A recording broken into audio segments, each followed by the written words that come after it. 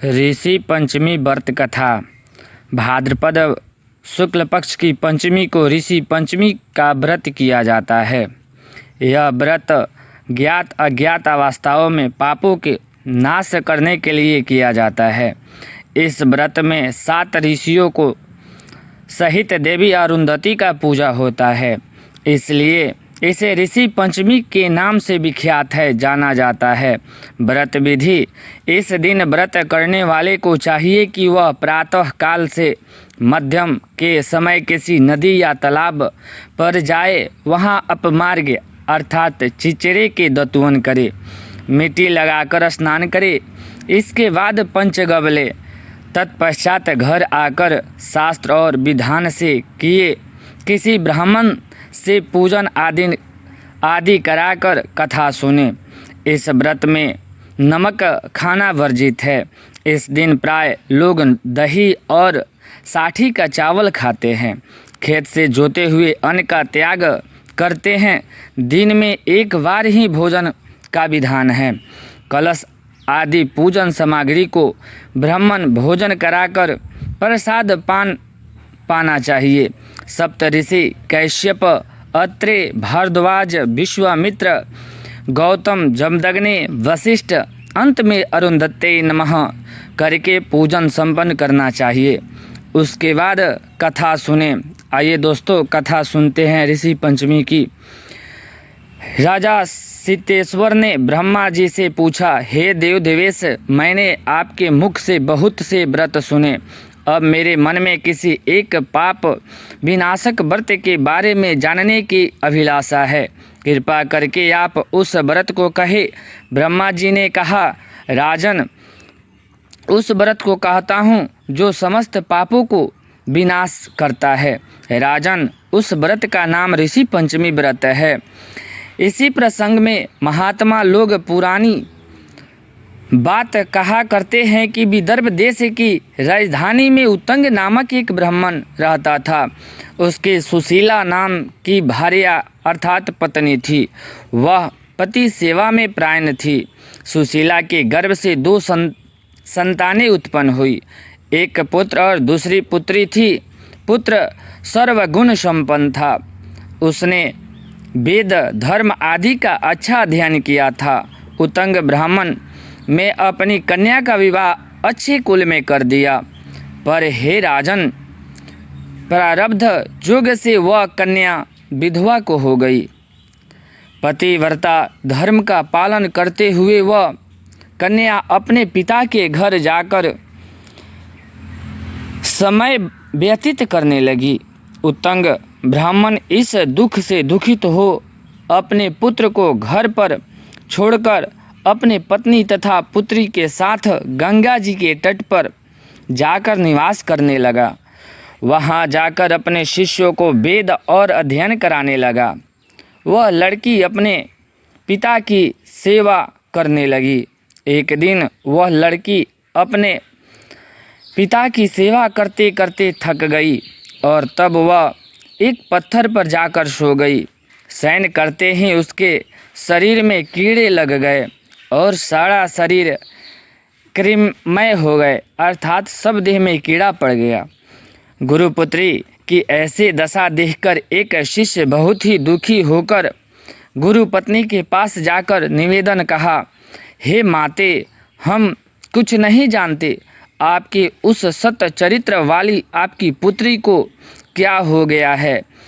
उनकी ऐसी दशा क्यों हो गई है?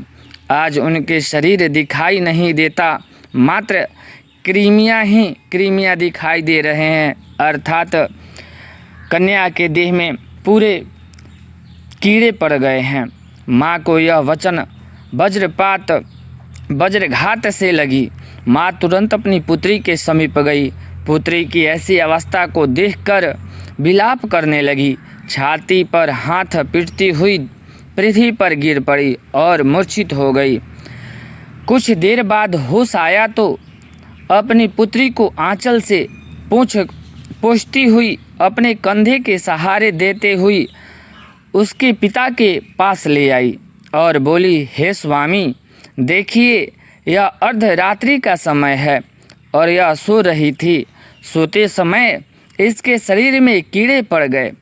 ब्राह्मण समाधि अवस्था होकर उस लड़की के पूर्व जन्म के पापों को देखकर बोले, हे प्रिय, यह पूर्व जन्म में ब्राह्मणी थी। उस जन्म में राजवाला होकर भोजन आदि के पात्रों का स्पर्श आदि का विचार नहीं किया, सभी को हाथ लगा दिया।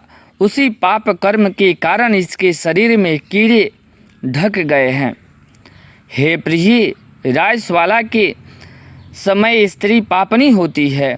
पहले दिन चंडालनी, द्वितीय दिन ब्रह्मघातनी, तृतीय दिन धोविन और चतुर्थ दिन शुद्ध हो जाती है।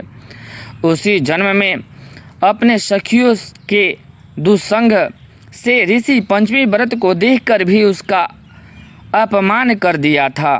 दर्शन के प्रभाववश इसे पुनः ब्राह्मण कुल में जन्म मिला है। सुशीला ने कहा, हे स्वामी, ऐसे प्रभावी व्रत को हम भी बताइए जिसके करने से महान पुण्य की प्राप्ति होती है।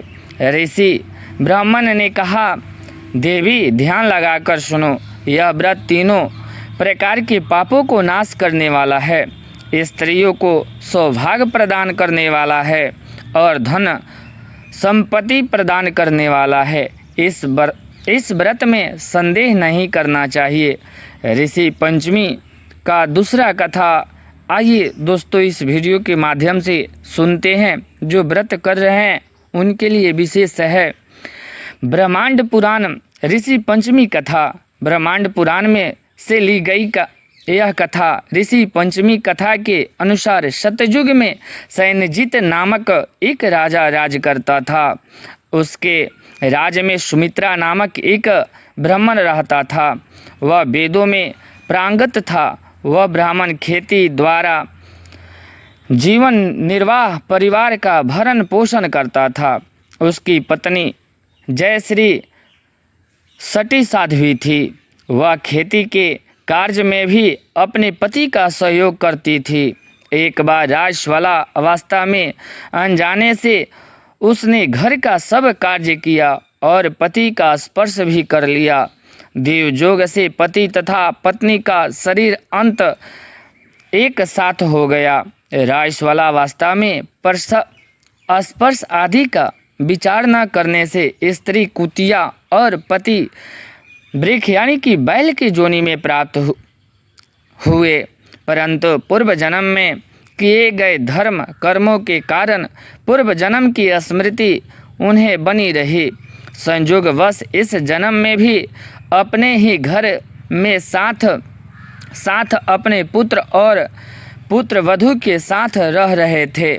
ब्राह्मण के पुत्र का नाम सुमित्र था। वह भी पिता की भांति वेदों का विद्वान था। पितृ पक्ष में उसने अपने माता पिता के श्राद्ध के उद्देश्य से पत्नी से कहा, खीर बनाई और ब्राह्मणों को निमंत्रण दिया। उधर एक सर्प ने आकर उस खीर में विष उगल दिया। कुतिया बनी ब्राह्मणी सब देख रही थी। उसने सोचा कि यदि यह खीर को ब्राह्मण खाएंगे तो मर जाएंगे और सुमित को पाप लगेगा। ऐसा विचार कर सुमति की पत्नी बहुत क्रोधित हुई और चूल्हे से जलते हुए लकड़ी निकालकर उसकी पिटाई कर दी। उस दिन उसने कुतिया को भोजन भी नहीं दिया। रात्रि के समय कुतिया ने बैल के जोनी में अपने पति की सारी घटना बताई। बैल ने कहा, आज तो मुझे भी कुछ खाने को नहीं दिया, जबकि सारा दिन मुझे खेतों पर काम लिया। सुमित हम दोनों के ही उद्देश्य से श्राद्ध कर रहा है और हमें भी भूखे मार रहा है। इस तरह से हम लोग के भूखे रहे जाने से तो इसका श्राद्ध करना व्यर्थ हो जाएगा। सुमति द्वार पर बैठा इस दोनों की वार्तालाप सुन रहा था। उसे पशुओं की बोली भांति भांति आती थी। उसने जब ये बात सुनी तो उसे बहुत दुख हुआ कि मेरे माता पिता इस निकृष्ट जोनी में जन्मे हैं। वह दौड़ता हुआ एक ऋषि के पास पहुंचा और सारा वृत्तांत सुनाकर अपने माता पिता के इस जोनि से पढ़ने का कारण और मुक्ति का उपाय पूछा। ऋषियों ने ध्यान और योग बल से सारा वृत्तांत जान लिया। ऋषि ने सुमित से कहा, तुम भाद्रपद शुक्ल पक्ष की पंचमी का व्रत करो। उस व्रत के प्रभाव से तुम्हारे माता पिता को अवश्य मुक्ति मिल जाएगी। माता पिता भक्त सुमति ने ऋषि पंचमी का व्रत किया। उसके प्रभाव से उसके माता पिता को पशु जोनि से मुक्ति मिल गई। यह व्रत शरीर के अशुद्ध अवस्था में किए गए स्पर्श तथा अन्य पापों के पश्चात प्रायश्चित के रूप में किया जाता है। दोस्तों, इस प्रकार की वीडियो के लिए लाइक, सब्सक्राइब, कमेंट कीजिए ज़रूर से ज़रूर, ताकि आपके पास इस तरह का वीडियो जल्द से जल्द पहुंच जाए। धन्यवाद दोस्तों।